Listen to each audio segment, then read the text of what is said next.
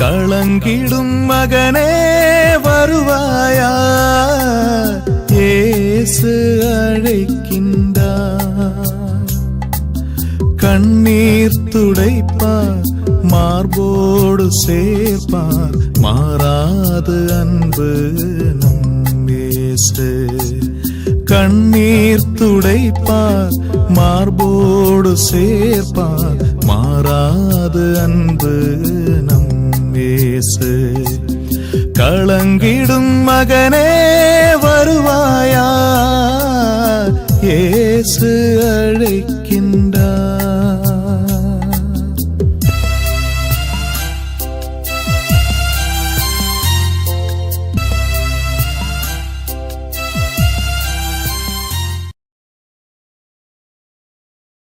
இயேசு கிறிஸ்துக்குள் பிரியமானவர்களே, ஆண்டவராக இயேசு கிறிஸ்துவின் பரிசுத்தமுள்ள திருப்பெயரிலே நல்வாழ்த்துக்கள். இந்த விடுதலை நேர நிகழ்ச்சி வழியாக உங்களை சந்திப்பதில் நான் மிகுந்த மகிழ்ச்சி அடைகின்றேன். நம் ஆண்டவர் நமக்கு தந்த ஒரு மாபெரும் கிருபைக்காக நாம் உளமாற ஆண்டவருக்கு நன்றி கூறணும். பிரியமானவர்களே, விடுதலை நேர நிகழ்ச்சி அநேகருக்கு மிகுந்த ஆசீர்வாதமாக இருப்பதை கேட்டு நான் உள்ளத்தின் ஆழத்திலே ஆண்டவரை நான் துதிக்கிறேன். அநேகர் ஆத்மீக வாழ்க்கையிலே கடந்து வருவதை பார்த்து உள்ளத்தின் ஆழத்திலே ஆண்டவருக்கு நான் மகிமைப்படுத்துகிறேன். பிரியமானவர்களே, இதெல்லாம் ஆண்டவருடைய தெய்வீக திருவுளமும் சித்தமாயிருக்கிறது. 1 தீமோத்தேயு 2:4 சொல்வார்கள் அல்லவா புனித பவுலடிகள், எல்லா மக்களும் மீட்பு பெறவும் உண்மையை அறிந்துணர வேண்டும் என்று அவர் அவர் அவர் விரும்புகிறார். எல்லா மக்களும் மீட்பு பெறணும், உண்மையை இறை வார்த்தையை அறிந்துணர வேண்டும் என்று அவர் விரும்புகிறார். எனவே தான் இந்த விடுதலை நேர நிகழ்ச்சியிலே இந்த இறை வார்த்தைகளை கொடுத்து மக்களை நடப்பிக்கிறார். இறைவார்த்தைகளை எல்லா மக்களும் மீட்பு பெற வேண்டும், பாவத்தின் அடிமைத்தனத்திலிருந்து, பிசாசு கொடுக்கிற துன்ப துயர வேதனை பிரச்சனையிலிருந்து மீட்பு பெற வேண்டும், பிசாசின் பிடியிலிருந்து மீட்பு பெற வேண்டும், அதில் கட்டுக்களிலிருந்து மீட்பு பெற வேண்டும் என்கிறதுதான் இது. உண்மையை அறிந்தவர்களாக இருந்து அந்த உண்மை விடுதலை கொடுக்கிறதாக இருக்கிறது. எனவே இந்த அருமையான வேளையிலே ஆண்டுடைய திருப்பாதத்திலே நம்மை ஒப்புக்கொடுக்கலாம். ஆண்டவரை பேசுங்கள் என்று ஒப்புக்கொடுக்கலாம். ஒரு நிமிடம் கண்களை மூடுவோம். எங்களை நேசிக்கிற நல்ல ஆண்டவரே, இந்த அருமையான மாலை வேலைக்காக கூடான கொடி தோத்திரங்களும் துதிகளும் ஆராதனை எடுக்கிறோம். எங்களுக்காக மரித்து உயிர்த்து வாழ்ந்து கொண்டிருக்கிற இயேசுவே, இப்பொழுதும் எங்களோடு கூட நீர் பேசும். வாழ்வழிக்கின்ற வார்த்தை, நிலை வாழ்வழிக்கின்ற வார்த்தை உம்மிடம் தானே இருக்கின்றது. அப்படிப்பட்ட வார்த்தைகளை எங்களுக்கு தாரும் ஆண்டவரை. இந்த மாலை வேளையில் எங்களோடு கூட நீர் பேசும். நிலை வாழ்வு தருகிற வார்த்தையை, விடுதலை தருகிற வார்த்தையை, நல் வாழ்வுக்கு வழிகாட்டுகிற வார்த்தையை எங்களுக்கு தாரும் சுவாமி. ஆண்டவரே நீர் பேசும். உம்முடைய பிள்ளைகள் நாங்கள் தாகத்தோடு வாஞ்சியோடு கூட அமர்ந்து கொண்டிருக்கிறோம். ஆண்டவரே பேசும், உம்முடைய பிள்ளைகள் நாங்கள் கேட்கிறோம். ஆமேன், ஆமேன், ஆமேன். பிரியமானவர்களே, நம் ஜெப வேலையில் தூய ஆவியானவர் அந்நேரத்தில் என்ன உணர்த்துகின்ற காரியங்களை தூய ஆவியிலே பகிர்ந்து கொள்வதுதான். சில அருத்தந்தர்கள் அருச்சகோதரிகள் சொல்லுவார்கள், எப்படி இப்படி இறைவசன வார்த்தைகளை நீங்க சொல்லி கொண்டு போறீங்கன்னு கேட்பாங்க. சாதாரண பொதுமக்கள் கேட்பது இல்லை, அதே நிலையில் அருத்தந்தர்களும் அருச்சகர்கள் கூட மற்ற சபை போதர்கள் கூட சில வேளை கேட்பார்கள். அது நான் சொல்லுவேன், இதெல்லாம் நான் ஒன்றுமே இல்லை, எல்லாம் தூய ஆவியானவர் செய்கின்ற காரியங்கள். அவர் தானே நிரப்பி அவர் தானே பேசும்படி செயல்பட்டு கொண்டே இருக்கிறார். இந்த நாளிலும் ஆண்டவர் தருகின்ற ஒரு செய்தியை நாம் சிந்திக்க கேட்க இருக்கிறோம். அது என்ன தெரியுமான அருமையான ஒரு செய்தியை தான். சிறகுகளில் அரவணை பார்க்கிற ஒரு தலைப்பிலே நாம் சிந்திக்க இருக்கிறோம். சிறகுகளிலே அரவணைப்பான். என் அன்புக்குள்ளே சிறகுல அரவணைப்பான்ற ஒரு செய்தியை நாம் கேட்கிற பொழுது, நம்முடைய மக்களிலே திருப்பாடல் 91 ஒவ்வொரு நாளும் படிப்பார்கள், வாசிப்பார்கள். சில சகோதரர், எல்லாரும் கிடையாது, சில சகோதரர்கள் சில சகோதரிகள் திருப்பாடல் 91 அப்படியே தவறாமல் சொல்லுவாங்க. சிலர் மனப்பாடம் பண்ணி வச்சு அப்படியே சொல்லுவாங்க. சில வேலைகளில் நான் மக்களுக்கு சொல்லுவது கூட, அப்படி பிரதர், அப்படி பிரச்சனை, இப்படி இருக்குது பிரதர், அப்படிலாம் சொல்லுகிற பொழுது நான் சொல்லுவேன், திருப்பாடல் 91 வாசித்து ஒவ்வொரு வசனத்துக்கும் நீங்கள் தோத்திரம் சொல்லி நன்றி சொல்லி துதி எழுப்பி ஜிபித்து நீங்கள் கடந்து போங்க. அந்த ஒவ்வொரு வசன வார்த்தைகளும் உங்களுக்கு வாழ்வை ஆசீர்வாதத்தை கொடுக்கிறதாக இருக்குன்னு சொல்லுவேன். இந்த நாளிலும் பிரியமானவர்களே, அந்த திருப்பாடல் ஒவ்வொன்று நான் சொல்லுகிற பொழுது எல்லாரும் திருப்பாடல் எடுத்து வச்சிருக்கிறீங்க. சந்தோஷம் சந்தோஷம். 91 ரைட், நல்லது. திருப்பாடல் 91 நீ பார்க்கிற பொழுது அந்த 4வது வசனத்தை நான் பார்க்கிற பொழுது அதில் சொல்லப்பட்டிருக்கிற வார்த்தையை பாருங்கள். திருப்பாடல் 91 4வது வசனத்தை பார்க்கிற பொழுது அதில் சொல்லப்பட்டிருக்கும், அவர் தம் சிறகுகளால் உம்மை அரவணைப்பார். அவர் தம் சிறகுகளால் உம்மை அரவணைப்பார். அவர் தம் ரெக்கைகளின் கீழ், அவர் தம் ரெக்கைகளின் கீழ் நீர் புகலிடம் காண்பீர். நீர் புகலிடம் காண்பீர். பாருங்கள், அவருடைய அக்கத்திங்களை நீங்கள் புகலிடம் காண்பீர் என்று எவ்வளவு அருமையான கருத்துக்களை பாருங்கள். என் அன்புக்குரியவர்களே, அவர் தம் சிறகுகளால் உம்மை அரவணைப்பார் என்று. சிறகுகளால் அரவணைப்பார் போது ஆண்டவர் தன்னை உதாரணத்துக்கு நிறைய இடத்துல இப்படிலாம் சொல்லியிருக்கிறார். கழுகு போல சொல்லியிருக்கிறார், குழந்தை ஒரு கோழி போல சொல்லுகிறார், ஒரு தாயை போல சொல்லியிருக்கிறார், ஒரு நல்ல மேய்ப்பனை போல சொல்லுகிறார். இத்தனையோ அவருக்கு தன்னுடைய வாழ்க்கையில மக்களோடு கூட இணைந்து பிடிக்கிற வாரத்தில் நிறைய சொல்லியிருப்பார்.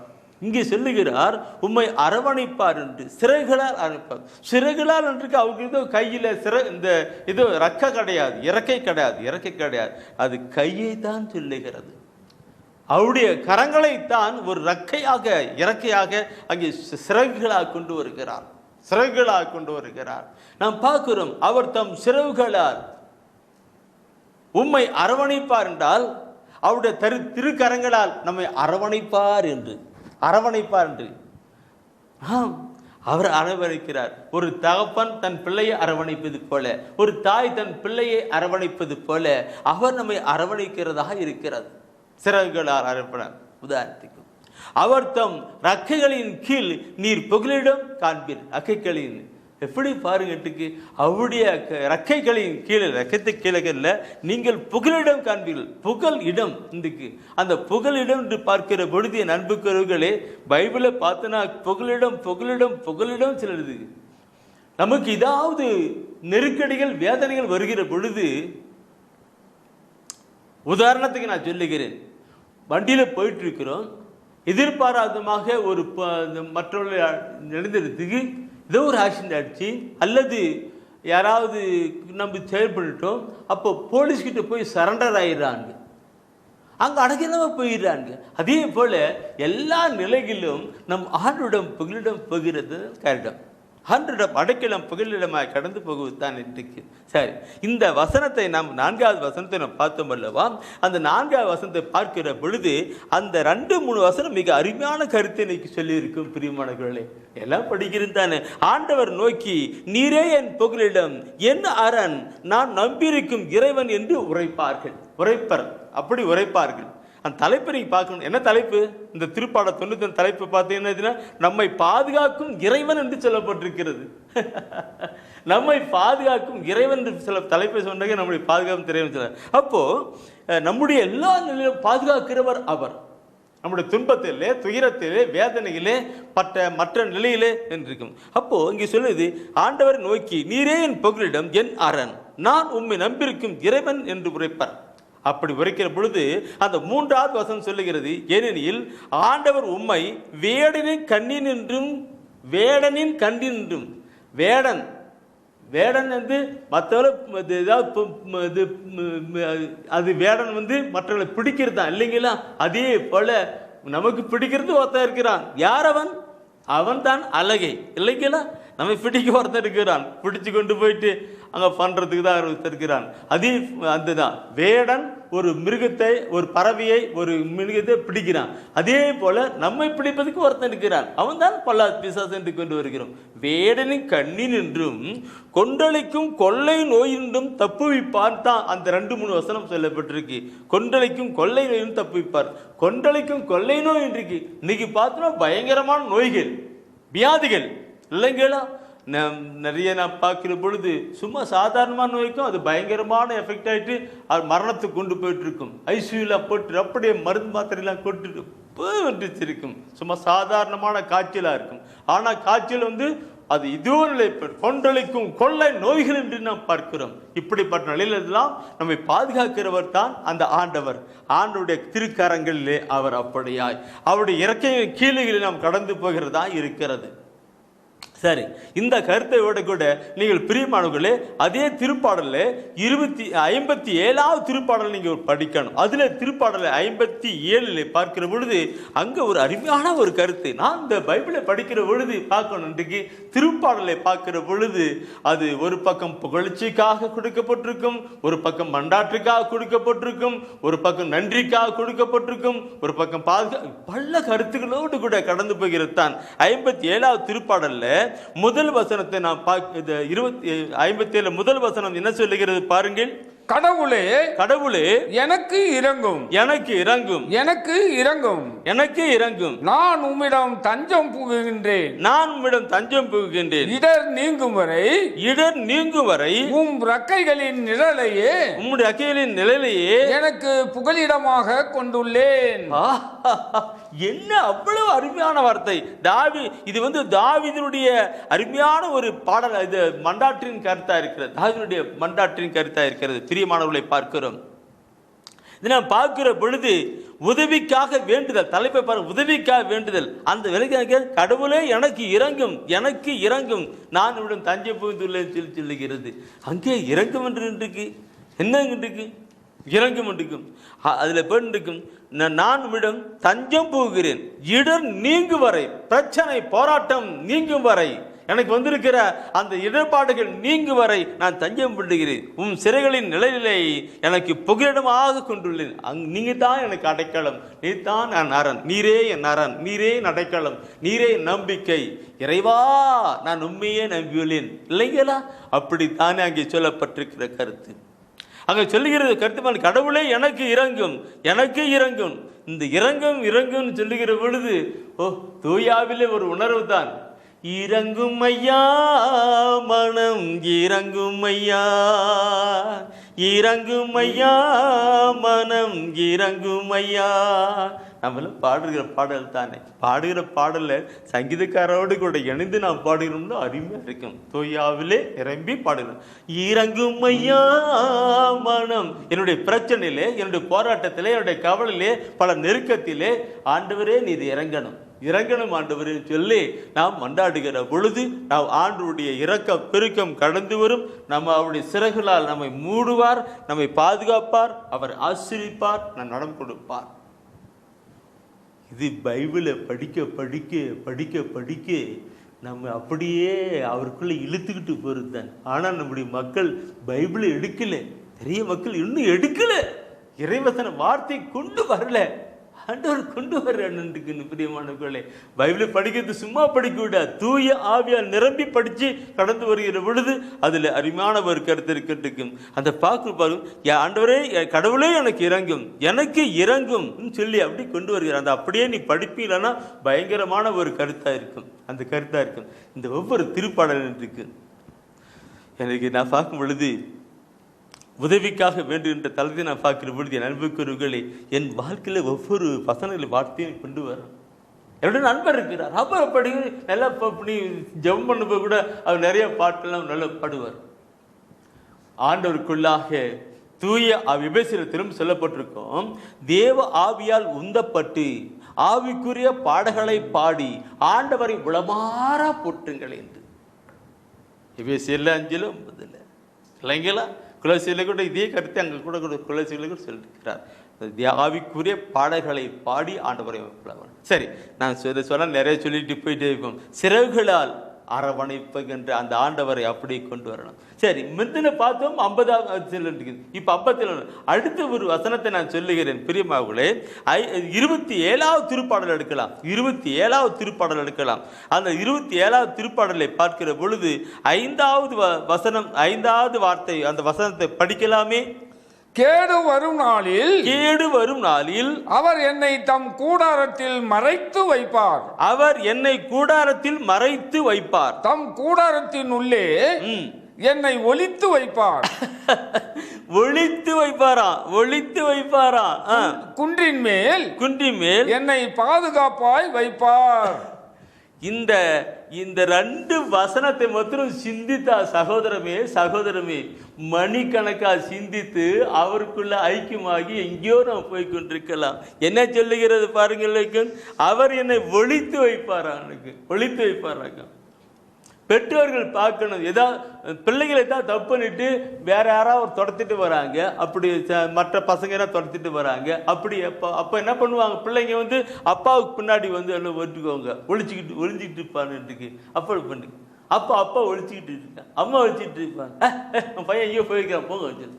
அந்த மாதிரி ஒழிச்சு வச்சு நம்மை பாதுகாக்கிறவர் அவர். யாராவது நிலையில வருகிற ஒழிச்சு வச்சு பார்க்கலாம். 2வது நம்ம பார்க்கிறோம், குன்றி மேல் என்னை பாதுகாப்பா. இப்ப குன்று மேல இருக்கு, நீ மேலே போய் அட்டத்து மேலே உட்காந்துக்கோ, மேலே மாடி மேலே போய்க்கோ, நான் யாருன்னா வந்தாச்சு நான் இல்லைன்னு சொல்லிடுறேன், பாதுகாப்பாக இருக்கு. மாடி மேலே போயிட்டு இருப்பான் பையன், அரவணைச்சு போயிட்டு இருப்பானுங்க. கிராமப்புறத்தில் அட்டத்தால் சொல்லுவாங்க, அட்டத்தை மேலே போய் உட்காரிச்சு. நாங்களாம் ஒரு காலத்து அப்படி தான், அட்டத்து மேலே போயிட்டு மறைஞ்சு உட்காந்துட்டு இருப்போம். இப்போலாம் அட்டத்தால் கிடையாது, எல்லாம் மோல்டி ஆகி போச்சு. அந்த காலத்தில் கூரை வீட்டில் அட்டத்தால் சொல்லுவோம், அட்டத்தால் போட்டு போக்கும். இப்படியெல்லாம் கடவுள் நம்மை பாதுகாக்கிறவராய் உதாரணத்துக்கு நான் சொல்லுகிற பொழுது அந்த உணர்வோடு கொண்டு கொண்டிருக்கிறேன் பிரிமாவுகளே. ஆண்டவர் நாம் அப்படியாய் பாருங்க, தம் கூடாரத்தில் மறைத்து வைப்பார், தம் கூடாரத்திலே என்னை ஒழித்து வைப்பார். கேடு வரும் நாளில் கூடாரத்தில் என்னை மறைத்து வைப்பவரே. கேடு வரும் நாளில் நாளைக்கு இப்படிலாம் பிரச்சனை, நாளைக்கு மறுநாள் இப்படிலாம் பிரச்சனை வருகிற பொழுது அவர் சொல்லு என்று நம்மை மறைச்சி. இதை கேட்டுக்கொண்டிருக்கிற என் அன்பு சகோதரமே, இந்த வசனத்தை நான் படிக்கிற பொழுது, இப்போ நான் படிச்சுட்டு இருக்கும் போதே எனக்கு தூயான உணர்த்துக்கின்ற ஒரு கருத்து தான் இருக்கேன். அதுக்கு மேலே 4வது வசனம், நான் அடிக்கடி நான் படிக்கிற ஒரு 4வது வசனம், அதுக்கு மேலே தான் இருக்கிற அந்த வசனத்தை நான் அடிக்கடி நான் படிச்சுட்டு போயிட்டு இருப்பேன், அடிக்கடி படிச்சிருப்பேன். நான் படிக்கிறேன், அப்படி கேளுங்க பார்க்கலாம். நான் ஆண்டவரிடம் ஒரு விண்ணப்பம் செய்தேன், அதையே நான் நாடி தேடினேன். ஆண்டவரின் இல்லத்தில் என் வாழ்நாள் எல்லாம் நான் குடியிருக்க வேண்டும். ஆண்டவரின் அழகை நான் காண வேண்டும். அவரது கோவிலில் அவரது திருவுளத்தை கண்டறிய வேண்டும். எப்படி பாருங்க, திருப்பாடலாசிரியர் எப்படி கொண்டு வராரு பாருங்க. இல்லைங்களா, அன்றைக்கு தாவீது இப்படி பாட்டு அவர் பாடுறார். நான் ஆண்டவனிடம் ஒரு விண்ணப்பம் செய்தேன், அதையே நான் நாடி தேடினேன். ஆண்டவன் இல்லத்தில் என் வாழ்நாள் எல்லாம் நான் குடியிருக்க வேண்டும். ஆண்டவரின் அழகை நான் காண வேண்டும். அவரது கோயில் அவரது திருவுளத்தை கண்டறிய வேண்டும் என்று தாவீது, திருப்பாடல் தாவீது அங்கே அழகா சொல்லுகிறார். அவர் பரிசுத்த ஆவியால் நிரப்பப்பட்டிருக்கிற ஒரு மனிதர். அந்த பரிசுத்த ஆவியால் நிரப்பப்பட்டிருக்கிற மனிதர், அவனால் தான் அப்படிப்பட்ட ஒரு நிலையில அவர் பாடுகிறார். நான் கூட அப்படி நீங்களும் கூட பரிசுத்த ஆவி நிரப்பப்பட்டிருக்கிற சகோதரி சில ஒரு நாள் பார்க்கணாக்க ஒரு சில பரிசுத்தால் நிரப்பப்பட்ட சில சகோதரர்கள் பாடுவார்கள். அவர்களா ஏதோ பாடிக்கிட்டு இருப்பார்கள். அதான் அப்படி சில சகோதரிகள் பார்த்தினாக்க அப்படியே பாடிக்கிட்டு இருப்பார்கள். அது தூய ஆவிலே வருகின்ற ஒரு நிலையல்லவா, தூயாவிலே வருகின்ற நிலைவா?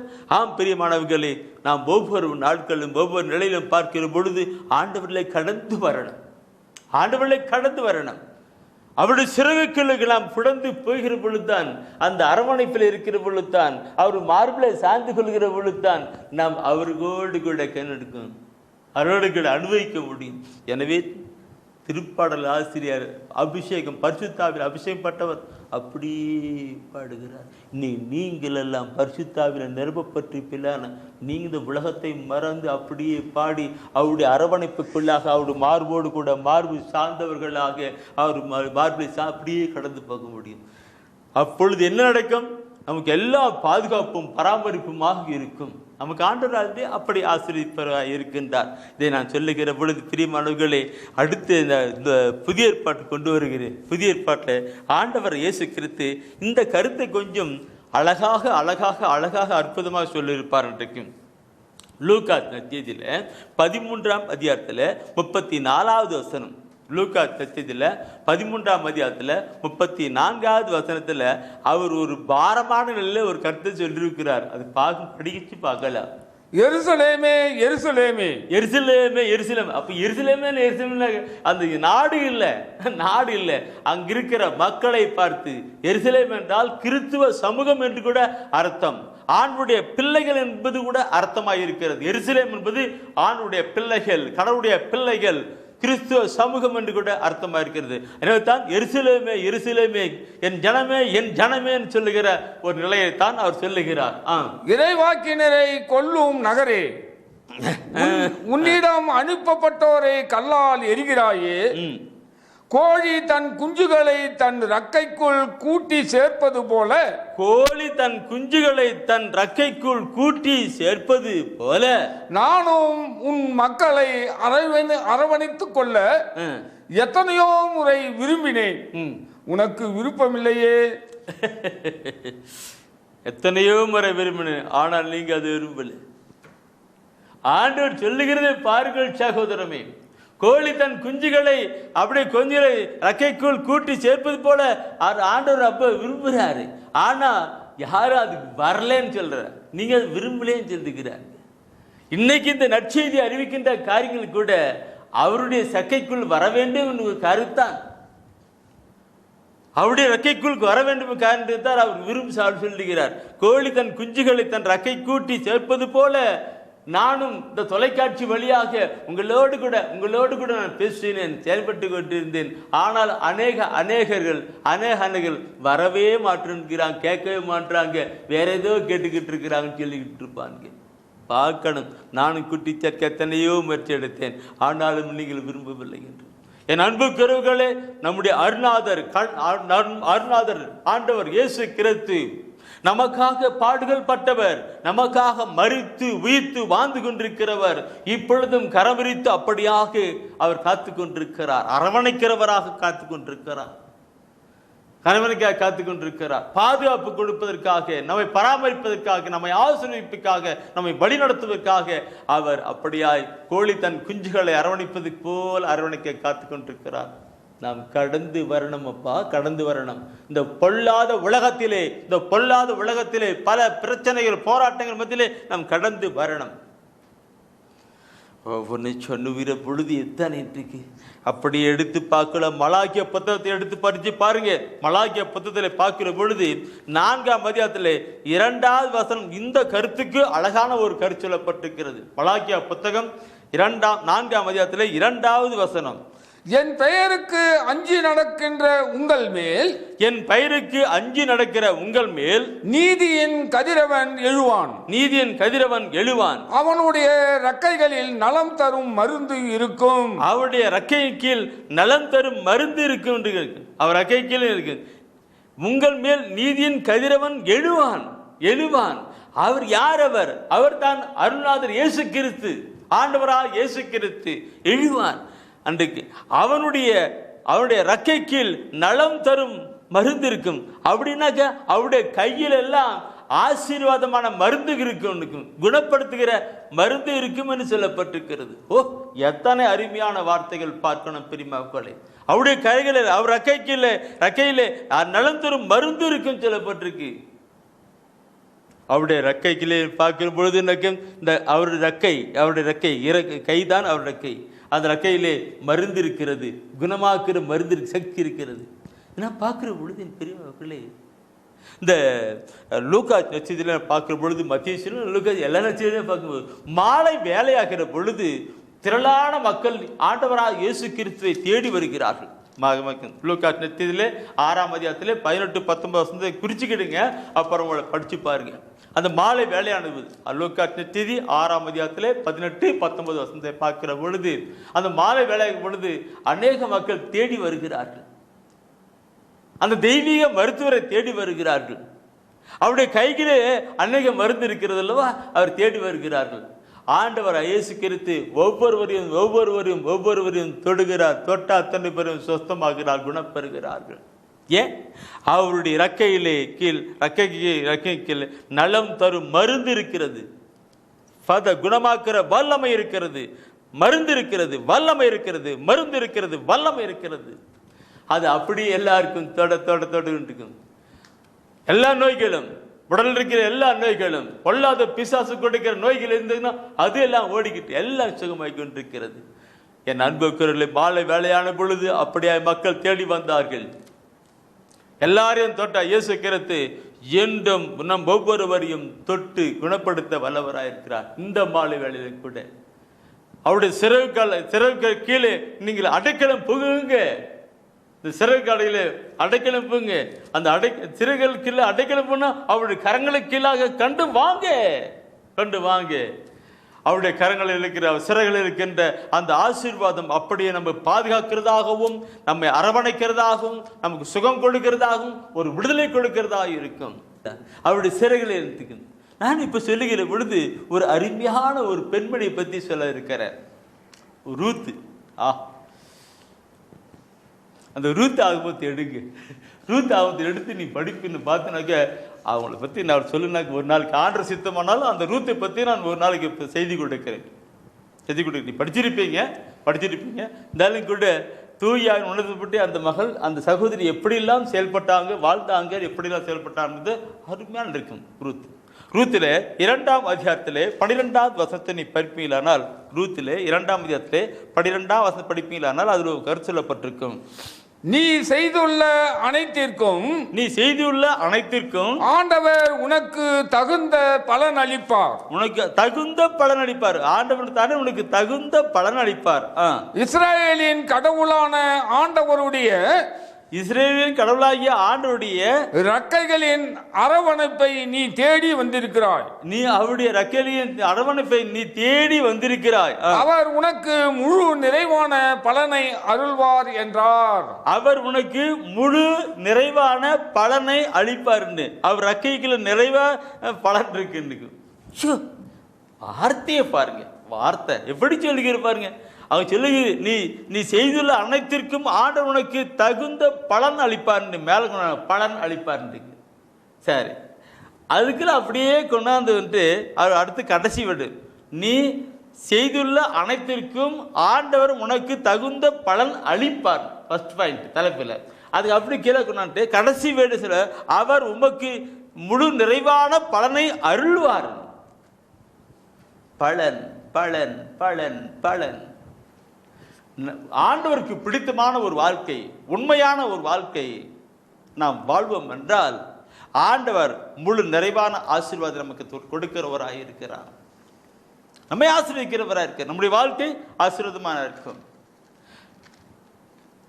ஆண்டவருக்கு விரும்புவது என்ன? நாம் பரிசுத்தமான ஒரு உண்மையுள்ள மகளாக நாம் வாழ்ந்தால் நம்முடைய எல்லா பிரச்சனையிலும் தேவையிலும் அவர் தேடி போகிற பொழுது நம்மை ஆண்டவர் ஆசீர்வதிக்கிறவராக இருக்கிறார்.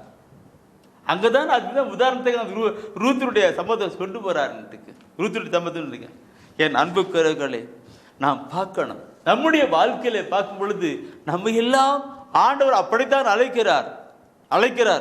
ஆண்டவர் அழைக்கிறது பாருங்க. பல பிரச்சனை, போராட்டம், கவலை, கண்ணீரோடு கூட இருக்கிற ஒவ்வொரு ஜனங்களையும் பார்த்து ஆண்டவர் அழைக்கிறார். நான் முன்ன சொல்லப்பட்ட அந்த கோழியும் அந்த குஞ்சையும் கொண்டு வருகிறேன். அந்த குஞ்சானது போய் மேய்ஞ்சிட்டு இருக்கும் பொழுது அது பாட்டு மேய்ஞ்சிட்டு இருக்கும், எடுத்து சாப்பிட்டு தின்னுட்டு வெளியே அழிந்துட்டு இருக்கும். அந்த கருடனோ அல்லது விதனா வருகிற பொழுது இந்த தாய்க்கோழியானது ஒரு கத்தும். அந்த கத்துகிற பொழுது உடனே இந்த கோழி குஞ்சு இருக்குல்ல, அதெல்லாம் ஓடி வந்து அந்த அம்மாவுடைய அந்த ரக்கைக்குள்ள ஓடி போயிட்டு இருக்கும். கிராமத்தில் பார்ப்பவர்களுக்கு அது சொல்கிறது ஓகே தெரியும், தெரிஞ்சுட்டு இருக்கு, ஆமாம் ஆமான்னு சொல்லுவாங்க. ஆனால் சிட்டியில் வாழ்கிறவங்களுக்கு என்ன தெரியும்? கோழி அடிச்சு சாப்பிட்றதான் தெரியும். ஆனால் கோழி குஞ்சு எப்படி போகுதுன்னு நமக்கு தெரியாது. ஒருவேளை டிவியில் பார்க்கலாம், பார்க்கணும். நாங்கள்லாம் வாழ்க்கையில் அனுபவித்து கடந்து வந்து அதெல்லாம் சொல்கிறேன். அப்போ கோழி குஞ்சு, அது கோழி கத்துக்கிற பொழுது குஞ்செல்லாம் ஓடி ஓடி வந்துட்டு இருக்கும், அடைக்காமல் போயிட்டு இருக்கும், பாதுகாப்பாகிட்டு இருக்கும். நான் இதை சொல்லுகிற பொழுது சில ஒரு 2 வருடத்துக்கு முன்னாடி இருக்கிறேன். வந்துட்டு கோழி மழை பெஞ்சுட்டு இருக்குது, ரொம்ப கடும் மழை இருக்கு, கோழி வெளியே நின்றுட்டு இருக்கு. அந்த குஞ்செல்லாம் அப்படியே தாயின் வயிற்றுல போயிட்டு படிச்சுட்டு இருக்கு. கோழி நைட்டு ஃபுல்லாக மழையில் நனைஞ்சி கோழி கடைசியில் இறந்து போச்சு.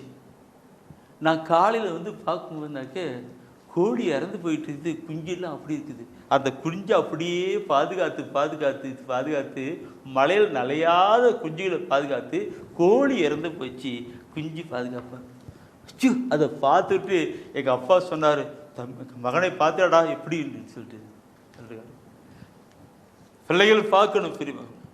என் அன்பு கருவுகளே, அது இந்த காலத்தில் கருவிட நம்மையெல்லாம் தாயின் கருவயத்திலே உருவாக்கின அந்த ஆண்டவர் கோழி தன் குஞ்சுகளை அரவணைப்பது போல நம்ம எல்லாம் அரவணைக்கத்தான் அவர் கூட்டுகிறார். மத்தியிலே 11ஆம் அதிகாரத்திலே பார்ப்பீர்கள், அது 28வது வசனம் சொல்லிக் கொடுக்கும். 10:11 அடிக்கடி நாம் கேட்கிற வார்த்தை தான் அது. 11:28. மேலும் அவர் பெரும் சுமை சுமந்து சோர்ந்திருப்பவர்களே, எல்லாரும் என்னிடம் வாருங்கள், நான் உங்களுக்கு இளைப்பாறுதல் தருவேன். அப்பக்கா ஆண்டவருக்கு அப்படியே கை வச்சு விசிட்டு இருக்கிறாங்க. நீ வாங்க, உங்களுக்கு நான் பாதுகாப்பு, உங்களுக்கு நான் ஆசீர்வாதம், விடுதலை கொடுக்க நான் இருக்கிறேன் தான் அங்கே ஆண்டவர் அங்கே அழைக்கிறார். கரவிரித்து சிறகுகள் எப்படி வித்தி அப்படி சிறகுகள் வாங்க உங்கட்டு போயிட்டுன்னு சொல்லிட்டு அழைக்கிறார். இந்த அழைக்கிறான்னு சொல்லுகிற பொழுது அருமையான ஒரு பாட்டு இருக்கு. நான் பாட்டுப்பையும் கேட்டிருக்கேன். இயேசு அழைக்கிறார், இயேசு அழைக்கிறார், அவளதன் கரங்கள் நீட்டிய அது கருத்து அறிமா இருக்கு. ஆவாலந்தன் கரங்கள் நீட்டியே இயேசு அழைக்கிறார், இயேசு அழைக்கிறார், இயேசு அழைக்கிறார், அவளை உன்னை தன் கரங்கள் நீட்டியே இயேசு அழைக்கிறார். சுமை சுமந்து சோர்ந்திருப்பவர்களே எல்லோரும் என்னிடம் வாங்கன்னு இயேசு அழைக்கிறார். பார்க்கணும் சரிங்களா? கண்ணீரெல்லாம் துடைப்பார், கண்மணி போல் காப்பார், கண்ணீரெல்லாம் துடைப்பார், கண்மணி போல் பார்ப்பார். வரணும். இன்னைக்கு நம்முடைய வாழ்க்கையில் எங்கெங்கேயோ ஓடிக்கிட்டு இருக்கிறாங்க. ஆண்டவர் நம்மை அழைக்கிறார். சரி, பார்க்கணும். இந்த கருத்தோட கூட பிரியமாக ஒவ்வொரு வசனத்தையும் நான் சொல்ல எல்லாம் எழுதுறீங்க, நம்ம குறிக்கிறீங்க, நல்லதுதான். நீங்கள் எல்லாம் கேட்டதோடு நின்று இருக்கக்கூடாது. நீங்கள் ஒரு நற்செய்தி அலராய் மாறணும். உங்களுடைய ஊரில், உங்களுடைய பங்குல, உங்களுடைய வட்டாரத்தில் நற்செய்தி அப்படியே அடிக்க கண்டது வாங்கி எல்லா மக்களுக்கும் நற்செய்தி போக்கணும். சரி, திருப்பாடலை இப்போ எடுத்துக்கிட்டுங்க. திருப்பாடல் 36 திருப்பாடல் 36 7-8 வசனம் நினைக்கிறேன். அதில் அருமையான 7வது வசனம் 36 7வது வசனம் பாருங்க. நான் கொண்டு வருகிறேன். கடவுளே உமது பேரன்பு எத்துணை அருமையானது, எத்தனை அருமையானது. மானிடர் ரெக்கைகளின் நிழலில் புகலிடம் பெறுகின்றனர். மானிடர் ரெக்கைகளின் நிழலில் புகலிடம் பெறுகின்றனர். எப்படி அருமையா பார்த்துங்க. மானிடர் ரெக்கைகளின் நிழலில் புகலிடம் பெறுங்க. இந்த நிழலின்னு சொல்றது எனக்கு பயங்கரமான கருத்து. எனக்கு நிழல் அப்போ ரெக்கை நகை அவருக்கு இந்த நகை அந்த சொன்ன மாதிரி நிறைய குஞ்சுகள் எல்லாம் போட்டு ரெக்கைக்கெல்லாம் அப்படி அடக்கிட்டு இருக்கோம். இப்போ அது நான் கையும் தான் சொல்லுகிறேன், அவருடைய கரங்களும் சொல்லுகிறேன். அப்போ ஆண்டுடைய கரங்களில் இருக்கிற நிழல் என்று பார்க்கிறோம். ஆண்டுடைய கரங்களில் இருக்கிற நிழல் என்று பார்க்கிறோம். அந்த கரங்களில் இருக்கிற நிழலுக்கு தஞ்சம் புகுன்ற ஒரு கருத்தை நான் தொடர்ந்து பார்ப்பேனாக. ஏசாயா 49ஆம் அதிகாரத்தில் 2வது சொல்லப்பட்டிருக்கும், அவருடைய திருக்கரத்தின் நிழலுக்குள்ளாக நம்ம பாதுகாக்கிறோம். அவருடைய திருக்கரத்தின் நிழலுக்குள்ளாக, கரத்தின் நிழலுக்குள்ளாக அவர் பாதுகாக்கிறார். அந்த கரத்தின் நிழல்னு பார்க்கும்போது பகலில் மேகமாகவும் இரவில் அக்னி தமமாய் கடந்து போகிற ஒரு நிலையோடு கூட அவர் நம்மை பாதுகாக்கிறார். கருத்துக்களான இல்லைங்களா? அவர் திருக்கரத்துக்கும் நிழலுக்குள்ளாக சொல்லப்பட்டிருக்கு. சரி, இந்த கருத்தை நான் முதல்ல பார்க்கும் 36:7 பார்க்கும்போது, கடவுளே உமது பேரும் எத்தனை அருமையானது, பேரும் எத்தனை அருமையானது. மானிடர் உம் இறக்கையின் நிழலில் இருக்க, மானிடர் உம் இறக்கைகளின் நிலையில் புகலிடம் பெறுகின்றனர். நம்முடைய கரத்தின் ஆசீர்வாதத்துக்குள்ளாக அவர்கள் புகலிடம் பெறுகின்றார்கள். ஆசிரிக்கப்பட்ட மக்களாக வாழ்ந்து கொண்டிருக்கிறார் சொல்லப்பட்டிருக்கிறது. அந்த அடுத்து 8வது வசனத்தை பார்க்கணும். 8வது வசனம் சொல்லுகிறது, உமது இல்லத்தின் செழுமையால் அவர்கள் நிறைவு பெறுகின்றனர். உமது இல்லத்தின் செழுமையால் அவர்கள் நிறைவு பெறுகின்றனர். உமது பேரின்ப நீரோடையில் அவர்கள் தாகத்தை தணிக்கின்றீர். அவர் தாகத்தை தணிக்கின்றீர். பார்க்கணும், இங்க இந்த 2 வசனத்துக்குள்ளாக நீங்க பார்க்கும்போது, இந்த 2 வசனத்துக்குள்ளாக இந்த கருத்தை நான் படிக்கும்போது ஒன்று இருக்கும். என்னது? முதலாவது புகலிடம் பெறுகின்றீர். புகலிடம் பெறுகின்றார்கள். வர மக்கள் எல்லாம் திருக்கரத்தின் புகலிடம் பெறுகின்றார்கள்.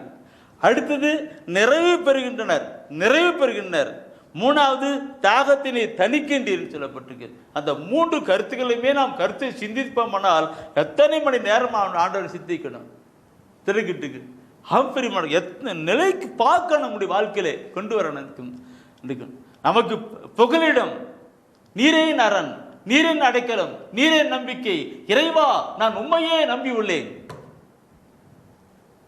நீரின் அரண், நீரின் நம்பிக்கை, நீரின் புகலிடம். இறைவா, நான் உண்மையை நம்பியுள்ளேன் அப்படி சொல்லு. அப்படி சொல்லுகிற பொழுது அவர் என்னைக்கு அப்படியே கொண்டு வருவார் தான் திருப்பாடல் 90 நாம் அடிக்கடி படிச்சு பார்க்கிறது. சொல்லடும், கேட்கணும். அதை விட்டு விலகத்திற்படமான பக்தி முறைச்சியிலும் உலகப்புறமான அவிசுவாசங்களை பார்க்கறது இல்லை. ஆண்டவர்களை கடந்து அனுபவிக்கிறார். ஆண்டவர் எவ்வளவு நல்லவர் என்று சுவைத்து பாருங்கள், சுவைத்து பாருங்கள். நம் பிரியமானவர்களே, நாங்களும் கூட ஒரு காலத்தில் எங்கேயோ எப்படியோ வாழ்ந்து கொண்டிருந்தோம்.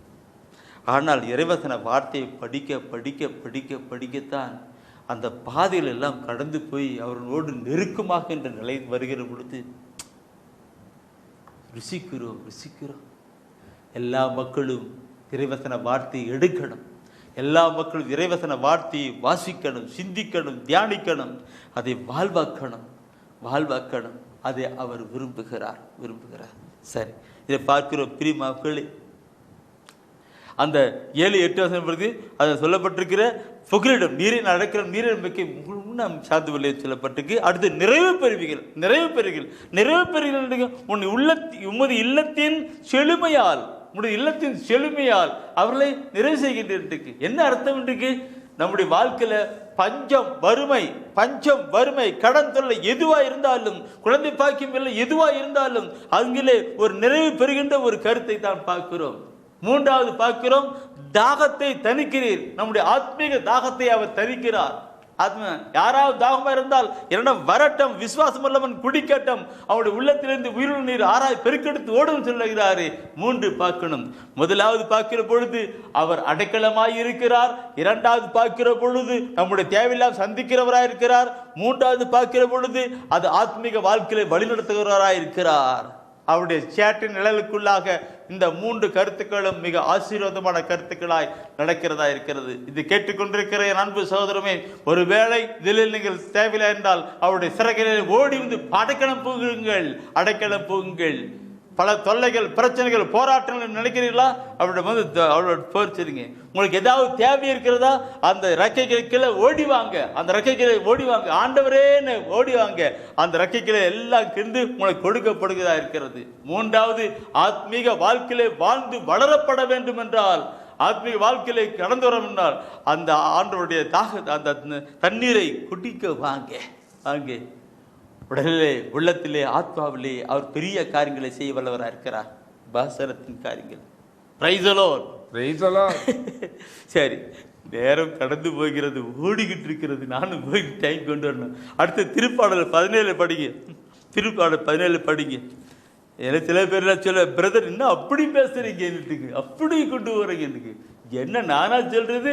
எல்லாம் தூய ஆவியானவர் தான். 17 எடுங்க. 17ஆம் அதிகாரத்தில் 8வது வசனத்தை படிச்சு பாருங்க.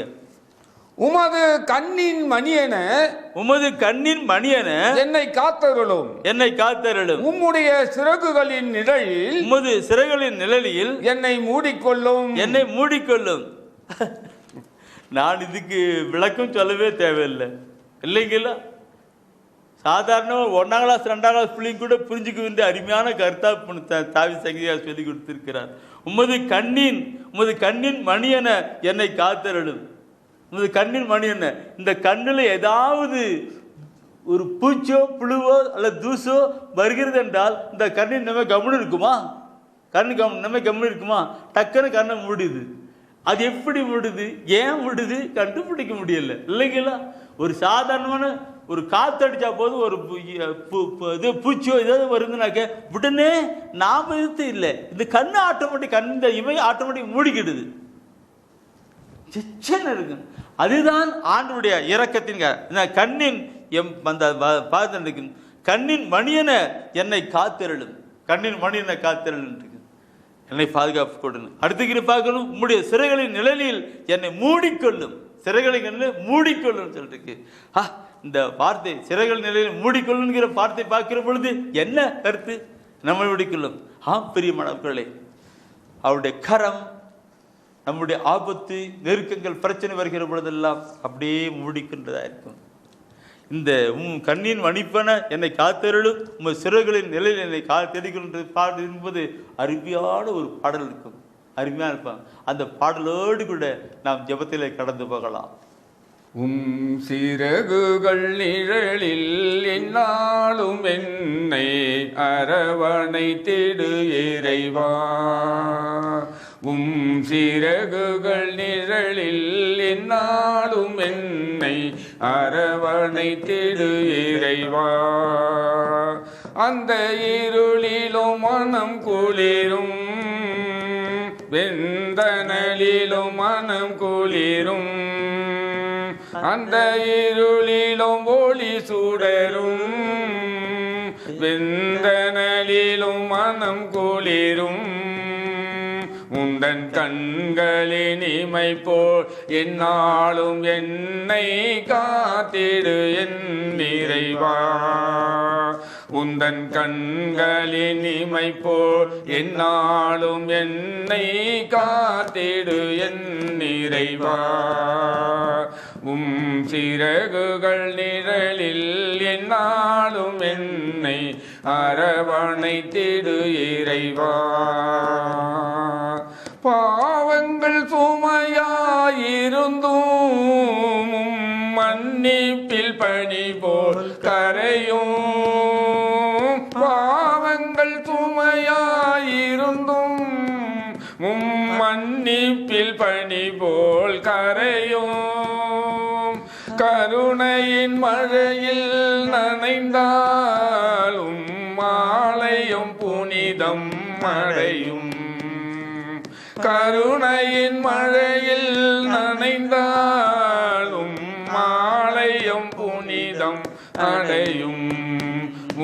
சிறகுகள் நிழலில் என்னாலும் என்னை அரவணைத்திடு இறைவா. சிறகுகள் நிழலில் என்னாலும் என்னை அரவணைத்திடு இறைவா. ஆமாண்டவரே,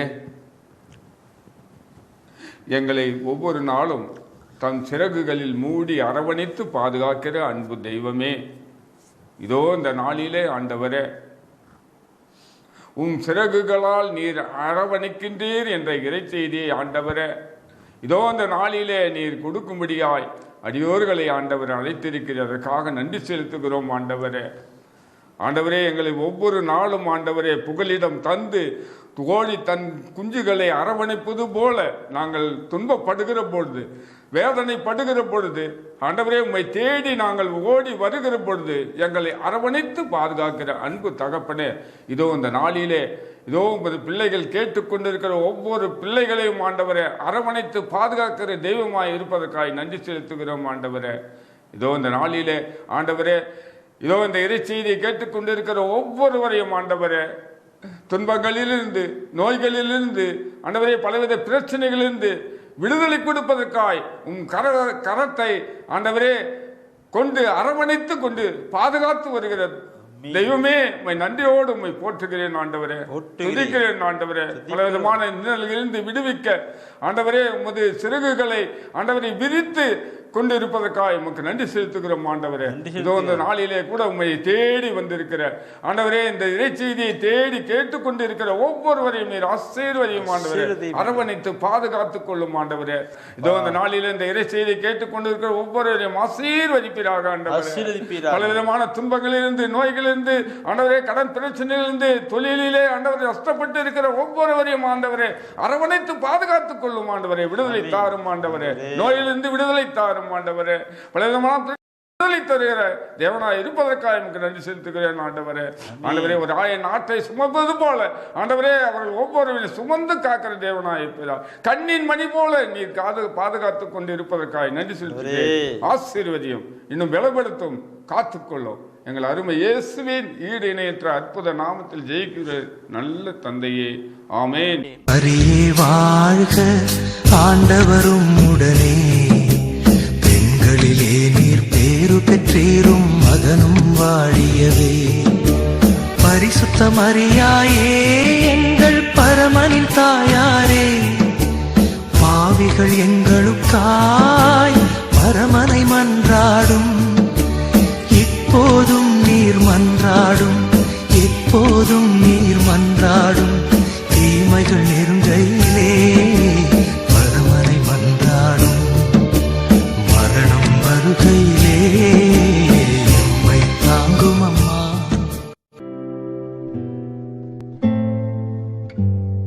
தெய்வ ஒளியும் ஒளியும் என்ற மாத இதழ்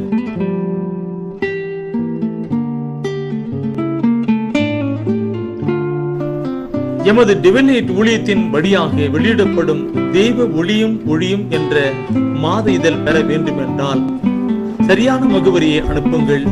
புத்தகங்கள் அனுப்பி வைக்கின்றோம். எங்கள் ஊழியங்களுக்காக ஜீவியுங்கள். ஆண்டவர் உணர்த்துகின்ற காணிக்கையால் தாங்க.